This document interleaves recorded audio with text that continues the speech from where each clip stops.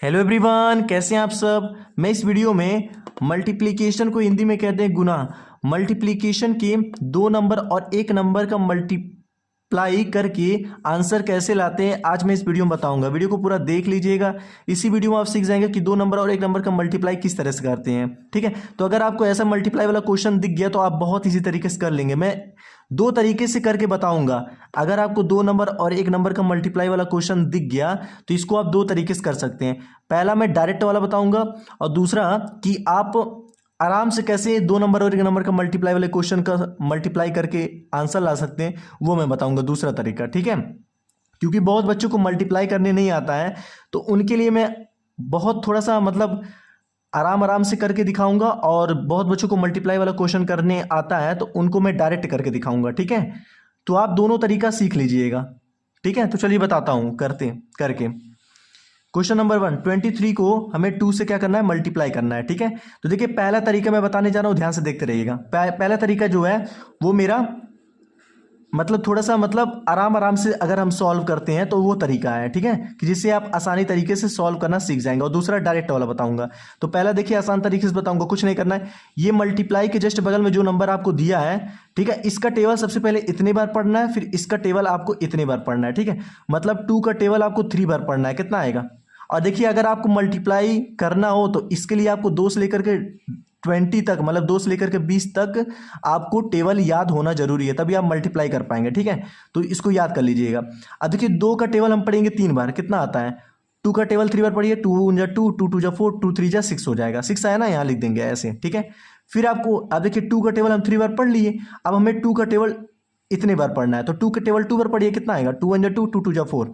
ठीक है, ये आ गया आपका आंसर। इसी तरीके से करना है। तो ये पहला स्टेप हो गया, मतलब पहला तरीका हो गया कि आप मतलब आसान तरीके से और इजी वे में कैसे आप मल्टीप्लाई कर सकते हैं, ये मैं बता दिया। और दूसरा डायरेक्ट वाला बताता हूं कि बहुत बच्चों को मल्टीप्लाई करने आता है तो वो डायरेक्ट से कैसे कर सकते हैं। देखिए 2 का टेबल आपको 3 बार पढ़ना है, अरे सॉरी, 2 तिया कितना होता है? 6। ये डायरेक्ट वाला 2 तिया 6, 2 दूना 4। बहुत लोगों को मल्टीप्लाई करने आता है तो वो डायरेक्ट कैसे कर सकते हैं, कुछ नहीं करना है। ये जो नीचे दिया है तो ये इतने का इससे करना है। 2 तिया कितना होता है? 2 को 3 से मल्टीप्लाई कर दिया, 2 तिया कितना होता है? 6। 2 दूना कितना होता है? 4। तो ये दूसरा तरीका है। ठीक है, तो मैं यही कहूंगा कि जिन बच्चों को मल्टीप्लाई करने नहीं आता, दो नंबर और एक नंबर का मल्टीप्लाई वाला क्वेश्चन को मल्टीप्लाई करने नहीं आता, तो वो यही करेंगे। पहला तरीका जो मैं बताया हूं, 2 का टेबल आप 3 बार पढ़िएगा, फिर 2 का टेबल 2 बार पढ़िएगा। ठीक है, ऐसे ही करिएगा। चलिए क्वेश्चन नंबर 2 करते हैं।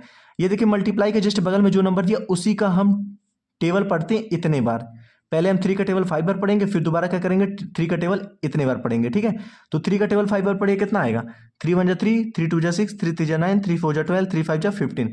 अगर याद रखिएगा इसका टेबल अगर आप किसी भी नंबर कितना पढ़ रहे हैं, ठीक है, मान लीजिए 3 का टेबल आप 5 बार पढ़े और आपका आ गया कितना, 2 नंबर में आ गया वैल्यू, मतलब ऐसे 50 2 नंबर में। देखिए एक नंबर 2 नंबर 2 नंबर में आ गया ना, तो कुछ नहीं करना, ये पहला वाला नंबर आपको लिख देना है और ये जो दूसरा वाला नंबर है इसको कैरी रख देना अगले वाले नंबर पे।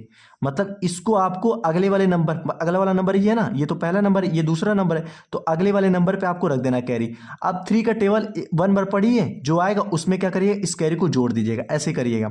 तो 3 का टेबल पढ़िए 1 बार, 3 1 3, 3 + 1 कितना होता? 4 होगा। ऐसे ही करिएगा। ठीक है, मान लीजिए इसका टेबल आप इतनी बार पढ़ रहे हैं और 2 नंबर में से वैल्यू आ गया, तो पहले वाला नंबर लिख दीजिएगा और दूसरा वाला नंबर कैरी रख दीजिएगा अगले वाले नंबर पे। अब इसका टेबल जब इतनी बार पढ़िएगा तो जो आएगा उसमें क्या करिएगा, कैरी को जोड़ दीजिएगा। जोड़ना है कैरी को, याद रखिएगा।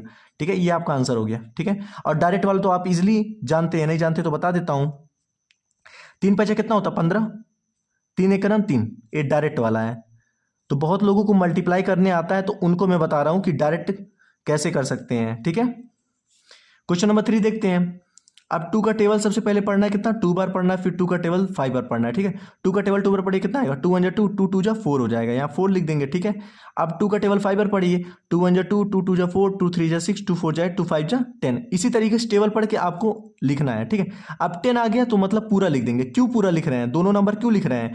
क्योंकि देखिए अब इसके बाद कोई नंबर नहीं दिया, जब इसके बाद कोई नंबर ना दिया हो तो मतलब हमें पूरा लिखना है। ठीक है, ये आपका आंसर हो गया। ठीक है, क्वेश्चन नंबर 4 देखते हैं। 2 का टेबल आपको क्या करना है, 4 बार पढ़ना है सबसे पहले, फिर 2 का टेबल 2 बार पढ़ना है। 2 का टेबल 4 बार पढ़िए, कितना आएगा? 2 1 2, 2 2 4, 2 3 6, 2 4 8 आएगा। ठीक है, 8 हम लिख देंगे। ठीक है, फिर 2 का टेबल 2 बार पढ़िए, 2 1 2, 2 2 4, ये आपका आंसर आ गया। ऐसे ही आपको करना है। ठीक है, ये जो मैं पहला तरीका बताया हूं, इसी तरीके से आप मल्टीप्लाई अगर करेंगे तो आपका 2 नंबर और 1 नंबर का मल्टीप्लाई वाले क्वेश्चन का मल्टीप्लाई इजिली कर लेंगे। ठीक है, जब ये सीख गए ना तो डायरेक्ट वाला दूसरा वाला जो तरीका बताया वो भी आप बहुत आसान तरीके से सीख जाएंगे। पहले ये तरीका, पहला वाला तरीका आप सीख करके ऐसे 2 नंबर और 1 नंबर का मल्टीप्लाई करिए। ठीक है, क्वेश्चन नंबर 5 देखते हैं।